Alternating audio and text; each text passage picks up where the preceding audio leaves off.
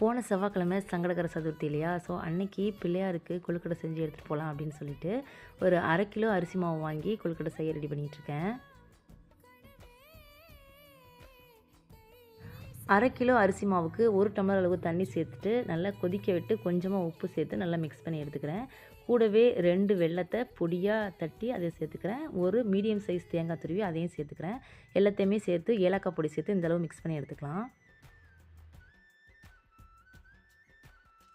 இப்போது நமக்கு தேவையான சைஸில் பிடிச்சி ஆவியில் வேக வச்சு எடுத்தோம்னா சூப்பரான பிடி கொழுக்கட்டை ரெடி ஆகிடும். நான் ரொம்ப சின்ன சின்னதாக பிடிச்சிருந்தேன். ஸோ எனக்கு ஒரு 60 பக்கம் கொழுக்கட்டை கிடச்சிருந்தது.